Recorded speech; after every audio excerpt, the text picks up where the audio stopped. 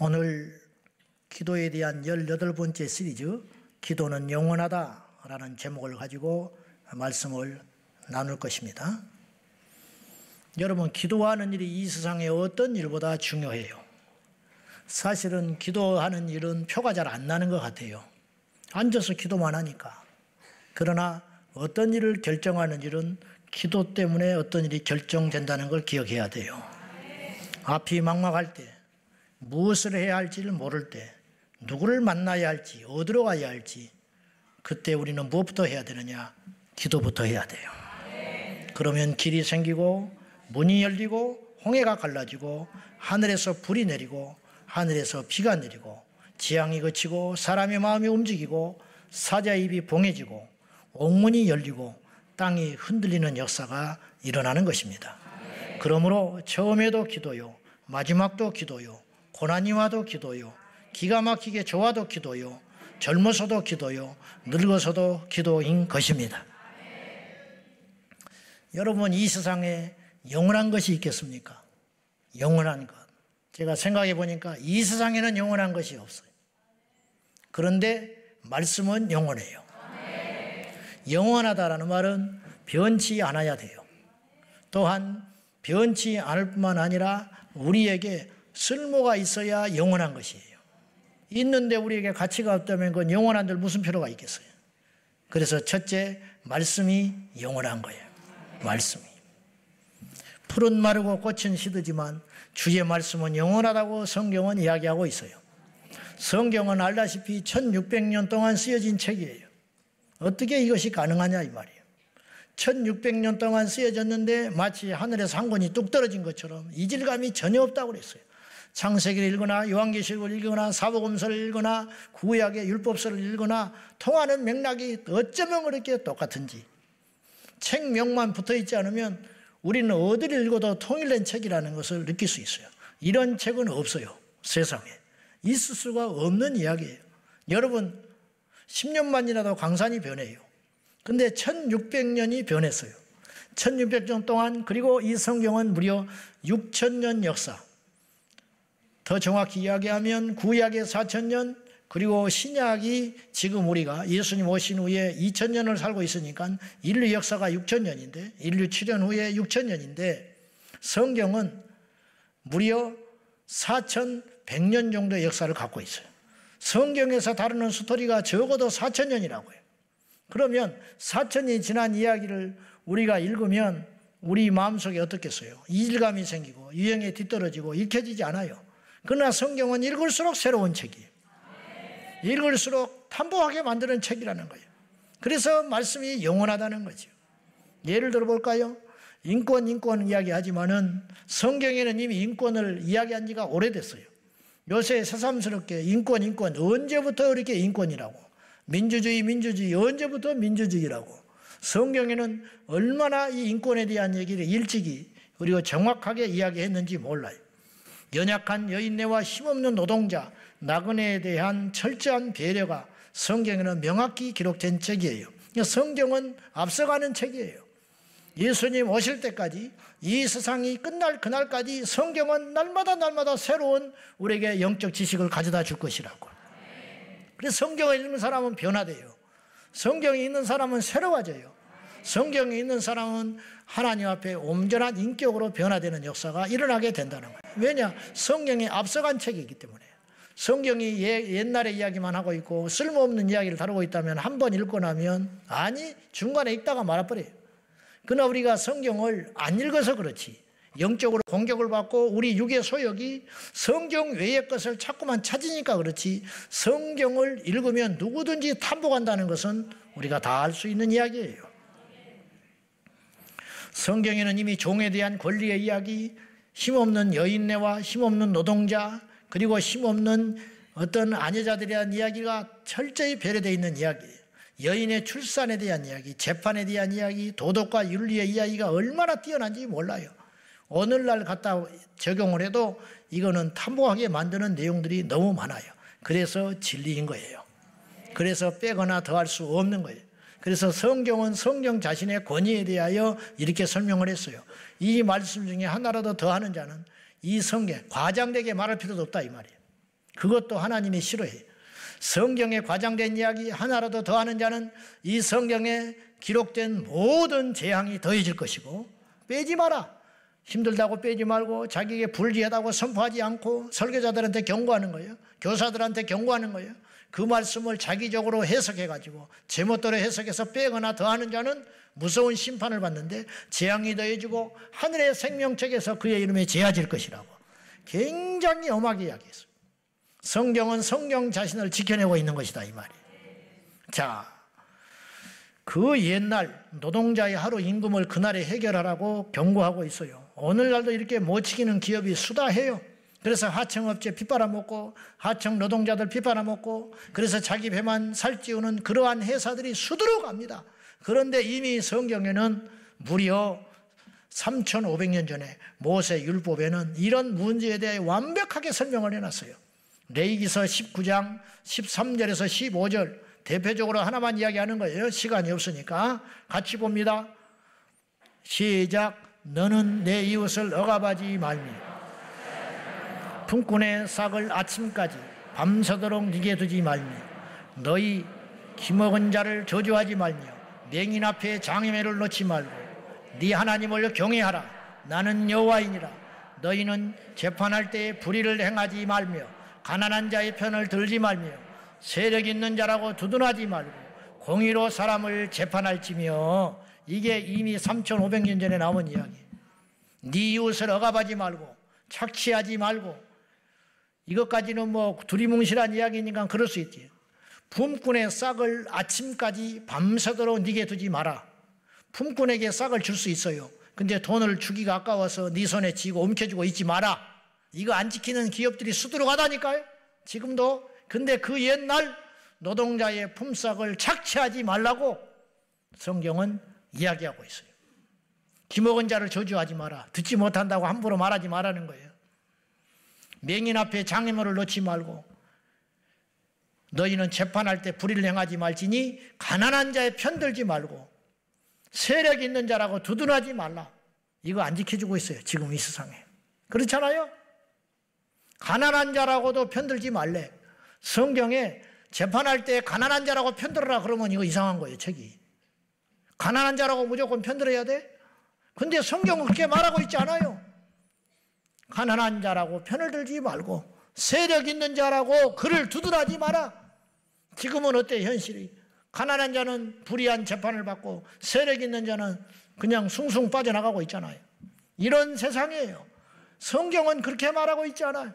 그러므로 그들이 무시하고 믿지 않고 듣지 않고 읽지도 않는 그 성경에 있는 내용들이 오늘날 그 사람들이 지켜내지 못하는 불의한 자들이 지켜내지 못하는 이렇게 정확하고 오묘하고 세련되고 앞서가는 책이 어디가 있냐 이 말이에요. 두 번째로 그 말씀을 주신 하나님이 영원하신 분이에요.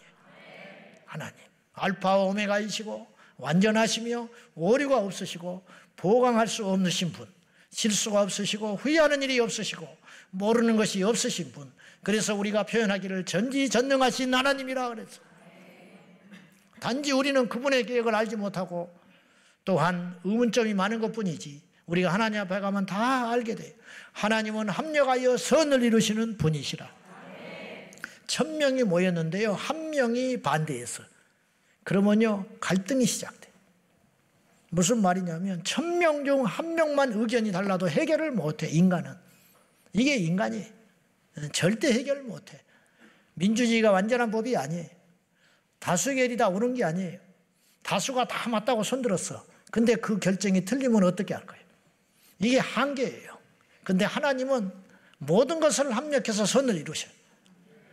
한 사람만도 반대해도 그 사람을 죽여야 하고 그 사람을 내몰아야 되고 그 사람의 의견을 못 살아야 되는 것이 인간의 법칙인데 하나님께서는 모든 것을 다 들어주시고 그 때에 맞게 응답해 주시고 역사하시는 하나님. 왜 그러냐? 하나님의 능력은 한계가 없기 때문에 죽은 자를 살리시고 닫힌 문을 여시고 홍해를 가르시고 마른 하늘을 여시는 하나님의 능력이라 이 말이에요. 대표적인 걸 하나 소개하면 열왕기하 7장에 보면은 사마리아 성이 아람 군대 대군에 의하여 포위를 당해가지고 굶어 죽어가고 있었어요. 그래서 비참한 일이 있었다고 그랬잖아요. 자식을 삶아 먹었어요. 인간은 이런 존재야. 사람을 삶아먹고 그 다음에 그 상대방의 자식을 그 다음에 삶아먹으려고 그 다음날 내놓으라 하니까 숨겨버렸어요. 배가 차니까. 그래가지고 그걸 재판하는 일이 벌어요. 그걸 왕에게 가서 하소연하는 일이 생겼다. 그러한 재앙이 시작될 때에 하나님께서 엘리사를 통하여 다음과 같이 분명히 말씀했어요. 엘리사가 하나님의 말씀을 들어가지고 이렇게 선포해요. 이스라엘 백성들에게. 그 중에 왕이 총애하는 군대 장군이 있었어요. 그 앞에서 이렇게 이야기를 했어요. 내일 이맘때에 한 스와, 밀가루 한 스와가 한 세겔이 될 것이다. 무슨 말이냐? 모든 것이 정상이 되어버릴 거라는 거예요. 내일 이맘때에 그렇게 될 것이라고 하나님 말씀하셨다. 그러니까 왕의 총애를 받던 군대 장군이 하나님께서 하늘의 문을 하늘의 문을 열어 제쳐가지고 하늘에서 양식을 비같이 쏟아진들 그런 일이 있겠냐고 그렇게 이야기를 했어요. 그러자 엘리사가 지체 없이 이렇게 말했어요. 너는 그런 일이 일어나는 걸 볼 것이지만 먹지는 못할지니라 그랬어. 야, 이게 무슨 말이냐? 듣는 사람이 무슨 말인지 이해 못했어요. 너는 볼 것이지만 먹지 못한다. 그렇게 선언했는데 그날 밤새 무슨 일이 있었느냐? 여호와께서 아람 군대에게 기적을 베푸셔서 그들의 귓전에 무엇이 들리냐면 군대 소리와 병거 소리와 군사들의 고함 소리가 귀를 쳤어요. 그러니까 아람 군대가 이스라엘 백성들이 이렇게 숫자가 많구나. 그리고 놀래가지고 전부 버리고 들고 도망가 버렸어요. 나병 환자 4명이 성 안에서 한쪽 견에 어차피 사람 구실도 못 받는 나병 환자들이 굶어 죽고 가다가 이들이 결심을 했어. 어차피 죽는 거. 여기 있어서 굶어 죽으나 성 밖에 나가서 아람군에 가서 투항해가지고 실컷 배나 채우고 죽자. 그리고 나갔어요. 어차피 죽는 거니까. 성 밖으로 나가가지고 아람 군대에 그 군대 진영에 들어갔더니 전부 도망가 버리고 없어요. 무기, 식량, 병거 다 버려두고 놀래가지고 하나님의 역사를 듣고는 놀래가지고 전부 도망가 버리고 말았어요. 나병 환자가 그걸 성 안에 소식에 옮겼어요. 그러자 성안 사람들이 그 소식을 듣고 아람 군대가 다 무기와 식량을 먹을 것을 그 자리에 다 버려두고 도망갔단다. 그 소리를 듣고 이스라엘 백성들이 왁 하고 성 밖으로 나갔는데 이게 절묘한 거예요. 그 전날 엘리사의 말을 믿지 않고 비웃었던 하늘의 문을 연들 이런 일이 일어나겠냐고 했던 군대 장군이 그 성문을 지키는 군인이 돼 있었어요. 그게 뭐냐면 군대 장수면 가서 보초 쓰지 않아요. 근데 왕이 가서 쓰라고 그랬어. 그날 밤에. 희한한 일이 벌어진 거예요. 하나님이 그렇게 움직였어요. 왕더러 하나님의 말씀이 선포됐잖아요. 아멘? 너는 보지만 먹지 못해. 그 말씀을 성취하기 위하여 왕의 마음을 움직여가지고 그 장수에게 가서 보초 서고 있으라고 했어.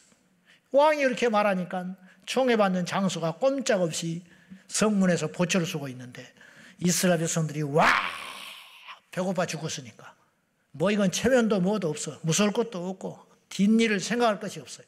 와 하고 성문을 밀고 나가니까 보초 서고 있던 그 군대 장수가 깔려가지고 죽어버렸어요.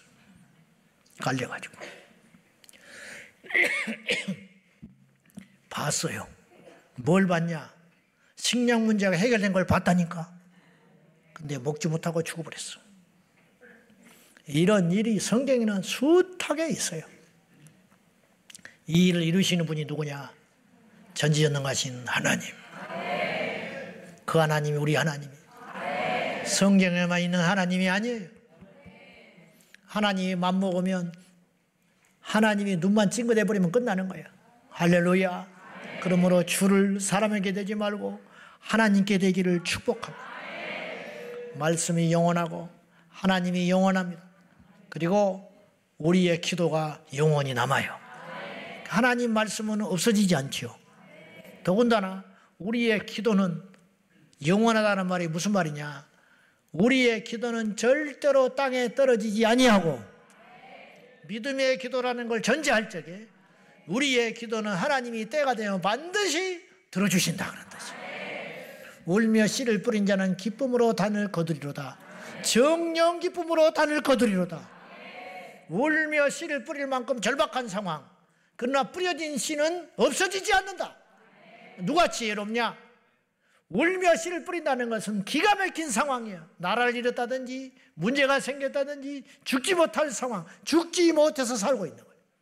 그런 상황에도 불구하고 지혜로운 농부는 그대로 주저앉아 있으면 끝장난 걸 알기 때문에 가을을 대비하여 울면서 씨를 뿌린다. 이게 지혜로운 농부다. 그리고 그건 반드시 결실이 일어난다. 그렇듯이 울더라도 기도하면, 죽을 지경이 돼도 기도하면 그 기도가 절대로 없어지지 아니하고 하나님께서 들으시고 계시다가 뜻이 될 때 역사하는 줄로 믿습니다. 그래서 기도는 영원하다, 그런 뜻이에요. 예수님은 이 땅에 많은 말씀과 또한 기도를 남기고 가셨어요. 그렇죠? 예수님이 이 땅에 하신 말씀은 너무 많아서 요한복음 20장에 보면 그분이 하신 말씀이 이해도 너무 많은데 그 말씀을 다 기록하여 두기에는 이 세상도 좁을 정도다, 그렇게까지 이야기를 하셨어요. 예수님 하신 말씀이 사복음서에 국한되지 않는다. 어마어마한 행적들과 어마어마한 말씀들이 많지만 그걸 다 낱낱이 기록하고 다 받아들 수 없을 만큼 많으셨다, 이런 뜻이에요. 당연히 많았겠지. 그리고 그 모든 말씀은, 그리고 그 기도는 하나도 땅에 떨어지지 않냐고 성취되었고 성취되어 가고 있는 중에 있는 것이에요. 예수님의 그 예언들, 내가 십자가에서 죽었다가 사흘 만에 살아나서 너희보다 먼저 갈릴리로 가리라, 주님의 예언대로 그대로 되었어요. 십자가에 죽는다는 것도 이해하지만 죽은 예수님이 살아난다는 것도 더 이해가 안 가요. 너희는 몇 날 며칠이 못되어 내가 너에게 약속한 것을 선물로 받으리니 예루살렘을 떠나지 말고 기다려라. 그 약속대로 성령님이 오셨어요. 우리 주님께서 마지막 날이 되면 어떤 일이 벌어진다고 했습니까?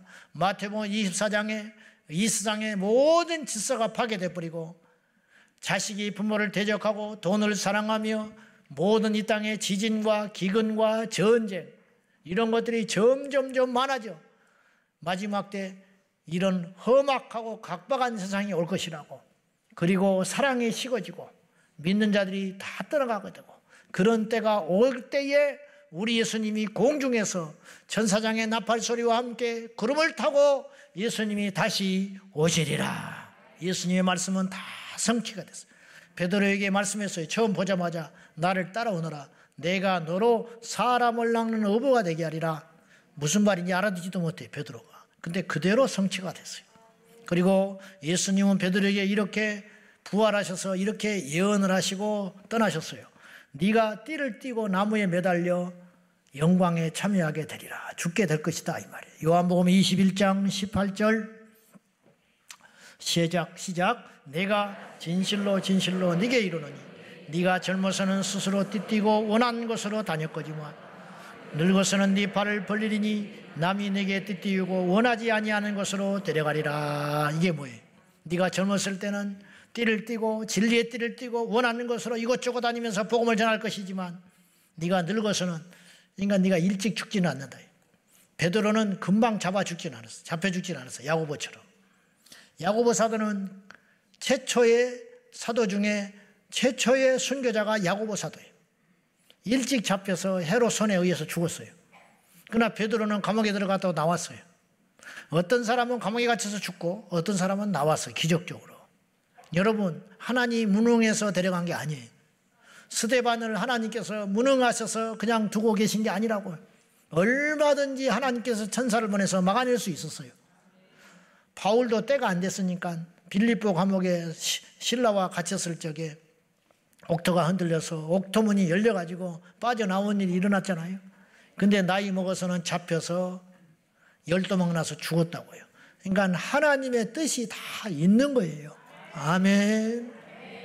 하나님을 원망한다든지 하나님의 뜻에 대하여 의문점을 가져서는 절대로 안 되는 것이 다 하나님의 뜻이 있습니다.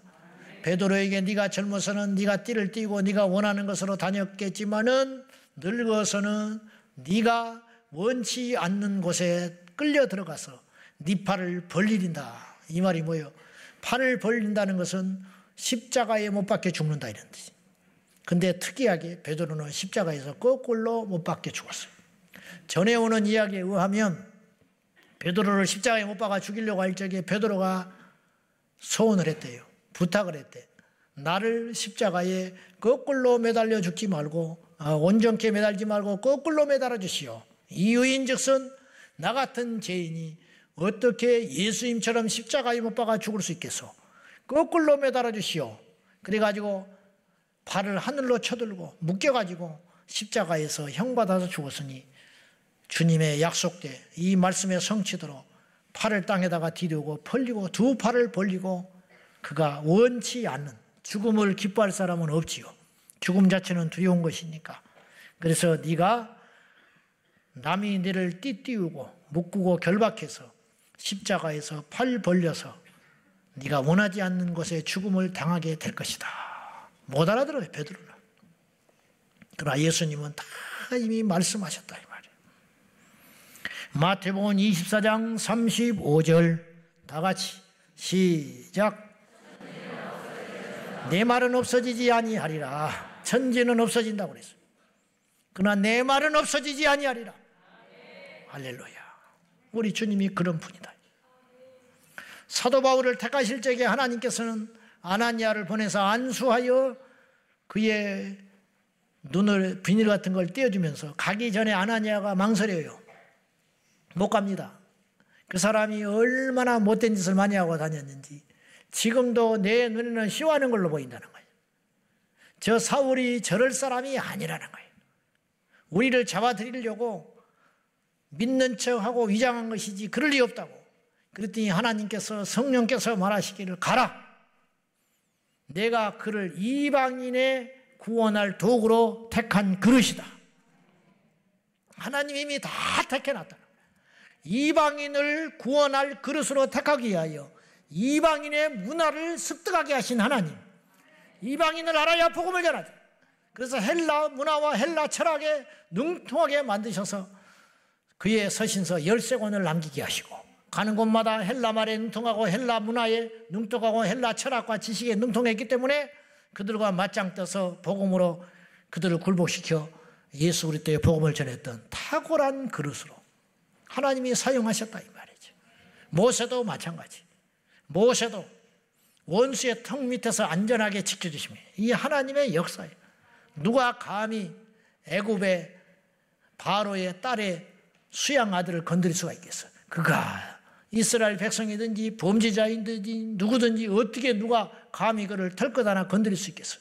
그 당시 고대 근동의 최고의 도서관이 이집트에 있었는데 40살 되될 때까지 모세는 세계의 모든 문화들과 책들을 접하면서 왕으로서 이스라엘의 장차 지도자로서의 모든 것을 학문으로 몸으로 체득한 사람.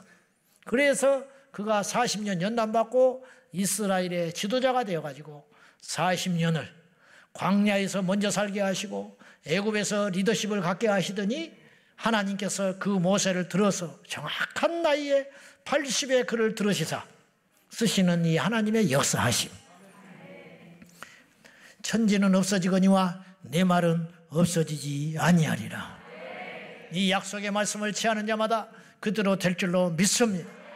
여러분의 자녀를 축복할 적에 너는 하나님의 말씀 안에 굳게 서서 하나님께서 너에게 이런 비전과 꿈을 줬으니 네가 지금은 방황하고 지금은 네가 이렇게 살아간다 할지라도 반드시 하나님이 너를 들어 사용하리라. 축복하는 역사가 있기를 축원합니다.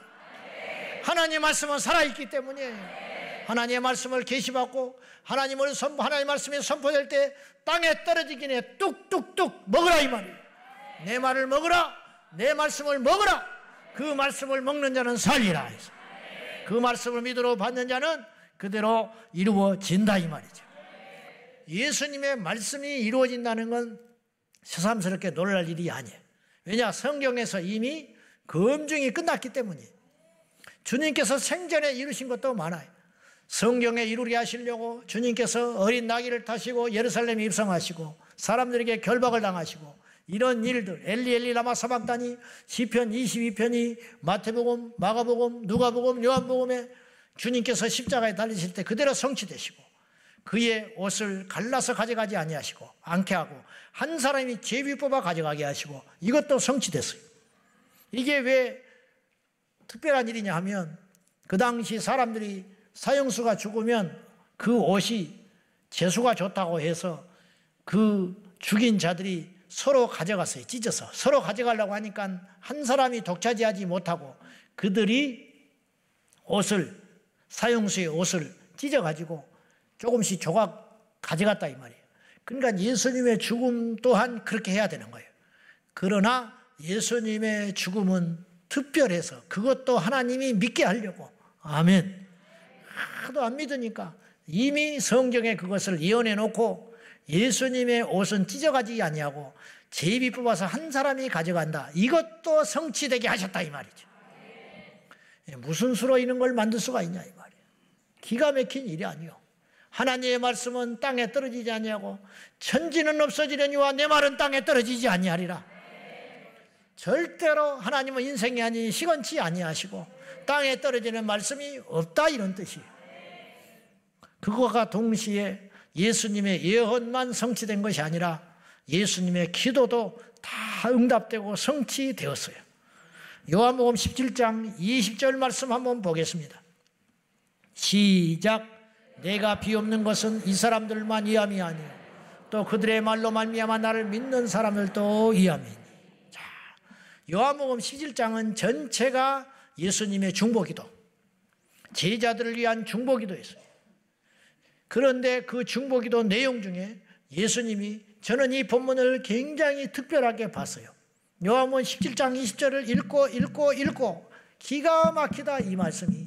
내가 비옵는 것은 이 사람들뿐만 아니라 내 눈앞에 보이는 이 12명의 제자들만을 위해서 기도하는 것이 아니라 이들이 나를 대하여 증거하는 그 복음을 듣고 믿게 될 그 사람들을 위해서도 미리 내가 기도합니다.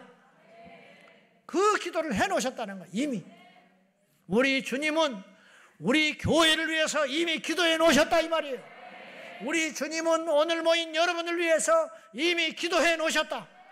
예수님은 이미 나 같은 죄인을 위하여, 이 흉악한 죄인, 못돼 먹은 죄인을 위하여 주님께서 만세전에 기도하시고 택하시사 나를 종으로 부르시고 설교하게 만드시고 교회를 세우게 하시고 이루시는 하나님이시다 이런 뜻이에요.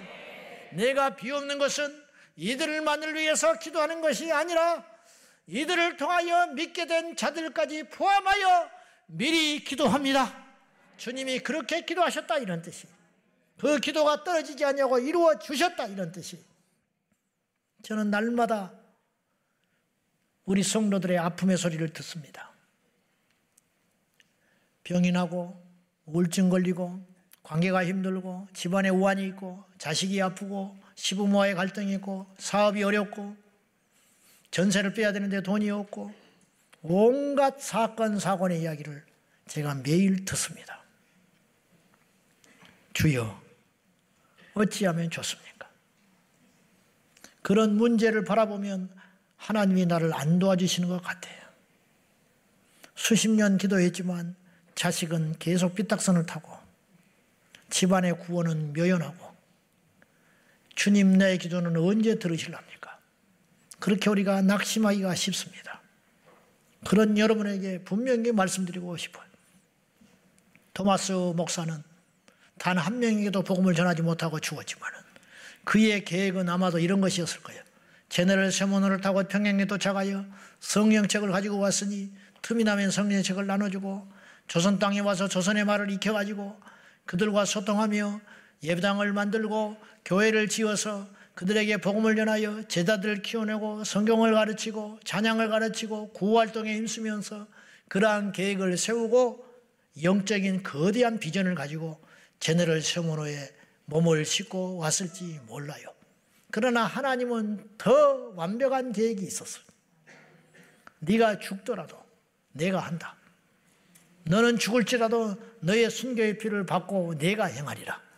주님은 그런 더 큰 비전과 꿈을 가지시고 비록 한마디도 예수 믿으라는 말도 조차 못하고 언어를 모르니 미소 지으면서 성령책 하나를 내준 것뿐이지만 그 성령책이 조선 땅에 심어져 가지고 이처럼 많은 복음의 역사를 우리가 몰라서 그렇지 어쩌면 여러분들 중에 상당수가 토마스 선교사의 전한 복음 때문에 이 자리에 와 있는지도 몰라요. 우리는 그를 만난 적이 없지만 그는 우리를 위해 기도했을 거라 이 말이에요.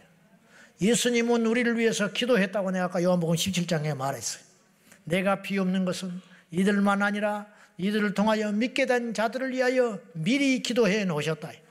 미리 기도하신 주님, 그 기도가 땅에 떨어지냐고 응답하신 것 같이 우리의 기도도 절대로 땅에 떨어지지 아니하고 하나님이 들으신다고 믿으시고 울더라도 씨를 뿌리듯이 울더라도 기도를 중단하지 말기를, 어떤 시련이 있어도 기도를 중단하지를 말기를, 하나님 앞에 기도하지만 어떤 상황도 변한 것이 없고 손에 잡힌 것이 없어도 낙심하지 말고 하나님께 포기하지 않고 기도하는 것이 지혜 중에 지혜요 믿음 중에 믿음이요 승리 중에 승리인 걸 깨닫고 포기하지 말고 기도하는 저와 여러분이 되시기를 예수님의 이름으로 축원합니다.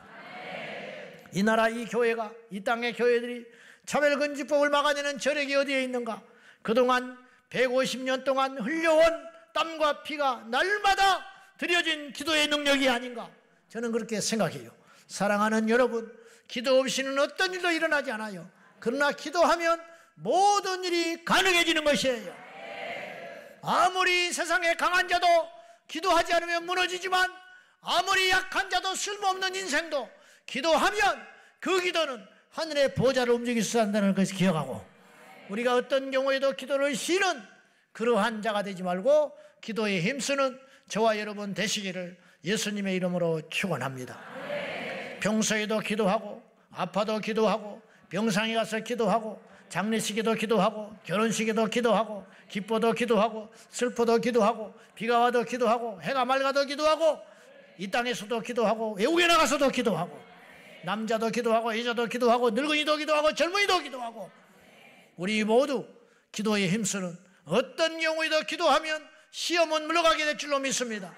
어떤 경우에도 기도하면 어둠의 역사가 물러가게 될 줄로 믿습니다. 어떤 경우에도 기도하면 악한 영이 물러갑니다. 천하를 움켜쥐어도 기도하지 않으면 시험이 와요. 아시나요? 그러나 사방이 막혀도 이양 죽으려면 기도하다가 가자. 이양 망해버린 것 망한 자리에서 기도하자.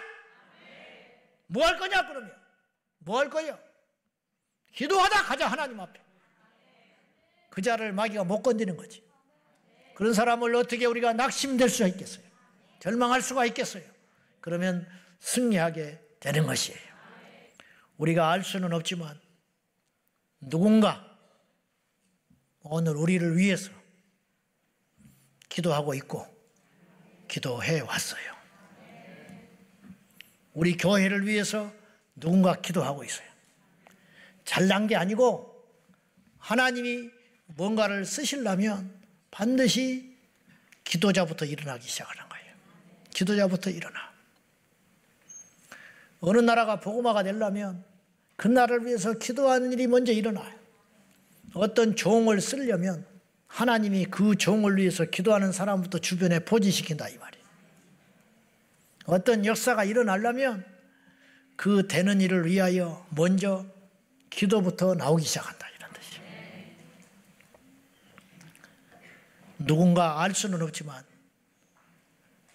불신자의 집에 태어나서 세상의 사상과 문화와 생각에 찌든 이 약한 죄인 중에 괴수 같은 나를 위해서 누군가 나의 구원을 위해서 기도해 주셨고 우리 교회가 생겨지기 전부터 누군가 기도해 주셨고 여러분 이 자리에 와서 구원받기 전부터 여러분을 위해서 기도한 누군가가 있었어요. 그리고 그 결실로 오늘 우리가 여기에 있고 제가 설교를 하고 있고 우리 교회가 세워진 것입니다. 당신이 지쳐서 기도할 수 없고 눈물이 빗물처럼 흘러내릴 때 주님은 아시네. 당신의 약함을 사랑으로 돌봐주시네. 누군가 널 위하여 누군가 기도하네. 네가 홀로 외로워서 마음이 무너질 때 누군가 널 위해 기도하네. 누군가 널 위하여 기도하네. 우리의 기도가 땅에 떨어지지 않는다면 그렇다면 땅에 떨어지지 않는 영원한 기도를 드리는 방법은 무엇이 있는가? 첫째로 예수님처럼 중보의 기도를 드리라. 제가 자주 하는 말이 있어요. 기도를 크게 하라 그랬어요. 크게. 기껏 우리가 태어나서 기도한다는 것이 내 배만을 위해서 기도하고 내 처자식을 위해서 기도하고 우리 교회만을 위해서 기도하다가 가면 되겠어요? 부끄러운 줄 알아야지. 우리 예수님은 그 12명의 제자들, 이 제자들이 얼마나 형편없었냐면은 이런 작자 모르는 글이 돌아다니더라고요. 근데 일리가 있어요. 예수님이 산상수훈에 제자들을 데리고 올라갔는데 산에 데리고 올라가 곁에 둘러앉히시고 이렇게 가르치셨다. 마음이 가난한 사람은 행복하다. 하늘나라가 그들의 것이다. 온유한 사람은 행복하다. 슬퍼하는 사람은 행복하다. 자비를 베푸는 사람은 행복하다. 옳은 일에 줄인 사람은 행복하다. 박해받는 사람은 행복하다. 고통받는 사람은 행복하다. 하늘나라에서 보상이 크니 기뻐하고 즐거워해라. 그랬더니 시몬 베드로가 이렇게 말했어요. 이 말씀을 글로 적어놓고 싶습니다. 안드레가 이렇게 말했어요. 이 말씀으로 외워야 하지 않겠습니까?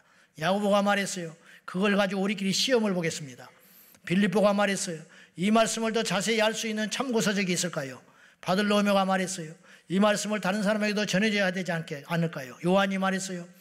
다른 제자들한테는 이런 걸까지 알려줄 필요가 있겠습니까? 마태가 말했습니다. 이제 하실 말씀이 다 끝나셨나요? 가룟 유다가 이렇게 말했어요. 이 말씀이 현실과 어떤 관계가 있는 것입니까? 그 자리에 참석했던 바리새인 중 하나는 예수님께 앞으로 하실 수업의 계획서를 달라고 요청하면서 그 가르침의 최종 목표가 무엇이냐고 물으셨다. 그러자 예수님이 우셨다. 한심해서 못 알아주니까. 제자들만의 이야기가 아니에요. 그런 제자들을 앞에 놓고 주님께서 원대한 기도를 하셨어요. 너희를 통하여 온 세상이 뒤집어지는 날이 올 것이다. 너희에게 성령이 임하셔서 너희가 권능을 받고 예루살렘과 온 유다와 사마리아 땅끝까지 이르러 나의 증인이 될 것이다. 그 땅끝이 대한민국 이곳 우리 교회까지 온 거예요. 믿음의 중보 기도를 드리자는 거예요.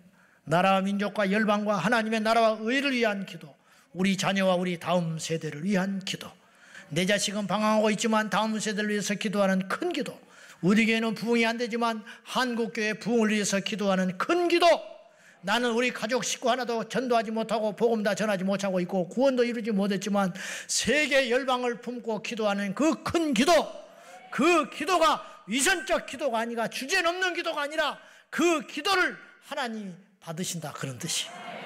그런 큰 중보 기도를 드리는 저와 여러분이 되셔야 한다, 이런 말이에요. 두 번째는 믿음의 기도를 드려야 돼요. 예수님이 우리를 향한 믿음의 기도, 따져보면 제자들이 예수님을 믿기 전에, 제자들이 예수님 믿기 전에 예수님이 제자들을 먼저 믿어주셨어요. 나를 따라오너라. 내가 너로 사람을 낚는 어부가 되게 하리라. 이 말이 무슨 말이요? 너는 장차 사람을 낳고 한마디에 복음 선포를 향하여 3,000명, 5,000명이 돌아오는 역사가 있을 것이다. 그물을 던져버리니까 3,000마리, 5,000마리가 한 번에 낚여 올리는 역사가 있듯이 베드로의 설교를 통하여 하루에 3,000명, 5,000명이 예수께로 돌아와 세례받고 회개하고 제자되는 역사가 일어나게 되었다. 이런 무지하고 혈기투성이 변화되지 못하고 칼만 휘두를 줄 아는 베드로에게 주님은 그런 비전을 이미 품고 그렇게 기도를 하셨다, 이런 뜻이. 그 기도가 땅에 떨어지지 않았습니다. 사랑하는 여러분, 우리의 기도는 절대로 없어지지 않습니다.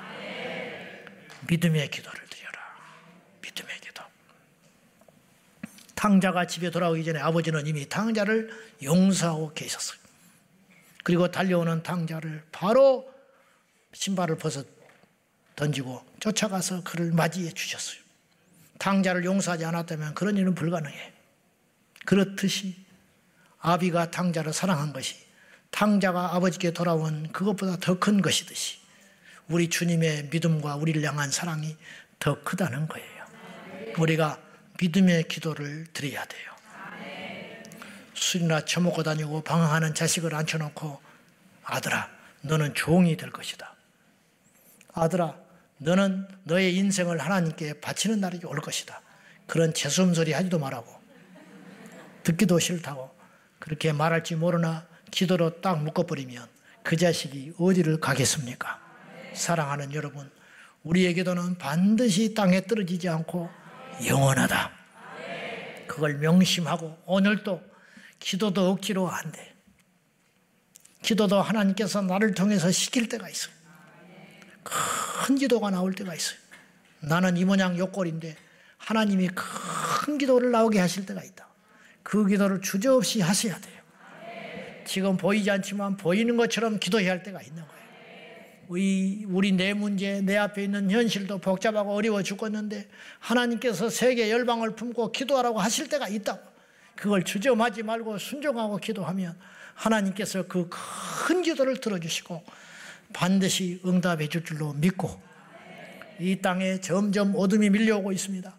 그러나 예수님 오실 때까지 이 땅에 동성애 독재국가가 돼서는 안 되고, 포괄적 차별금지법이 통과되면 안 되고, 이 땅이 가정이 깨어지고 젊은이들이 꿈을 잃고 낙태가 합법화되고 남녀의 구분이 없어지는 그런 회개망측한 세상, 학교에서 피임을 가르치고 학교에서 낙태를 가르치고 학교에서 성적 자기결정을 가르치고 학교에서 위아래를 깨버리는 그러한 악한 문화들과 교육들이 예수의 이름으로 떠나가기를 위하여 우리가 기도하고 행동할 적에 우리의 기도를 하나님이 들어주시고, 마지막 때 우리나라밖에 없다고 제가 이야기했어요.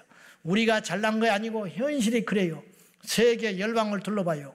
어디 기독교 세계권을 돌아보라고. 어느 나라가 과연 이 땅에 복음에 합하며 그래도 성경을 성경대로 믿는 나라는 대한민국밖에 없으니, 마지막 이 보루가 대한민국에 남아있다는 걸 믿으시고, 그 보루의 에너지 핵심 중에 핵심은 뭐냐? 기도! 우리 교회의 핵심은 무엇이냐? 기도! 기도하면 승리합니다. 기도하면 이길 수가 있습니다. 기도하면 태풍이 오다가도 바람으로 그치고 마는 것이에요. 기도하면 하늘의 문이 열려요. 기도하면 하늘의 문이 닫히는 역사도 일어나는 것이고, 기도하면 능치 못할 일 없다는 걸 믿으시고, 손에 잡힌 것이 없고 내 주머니는 텅텅텅 비어있다 할지라도 절대로 낙심하지 말고, 기도는 영원하다. 할렐루야. 기도는 땅에 떨어지지 않는다. 이 믿음과 신념을 가지고 오늘도 하나님 앞에 애통하며 기도할 적에 우리 모두가 승리하게 될 줄로 믿습니다. 할렐루야. 말씀이 들어가야 동력이 되고 에너지가 되고 힘이 돼가지고 입으로 큰 기도가 나올 적에 그 기도를 하나님이 들으시고 이 나라를 살리시고 세계 열방을 살리고 우리 젊은이들을 살릴 거 아닙니까? 할렐루야. 기도로 깨어있는 저와 여러분 되시기를 예수님의 이름으로 축원합니다.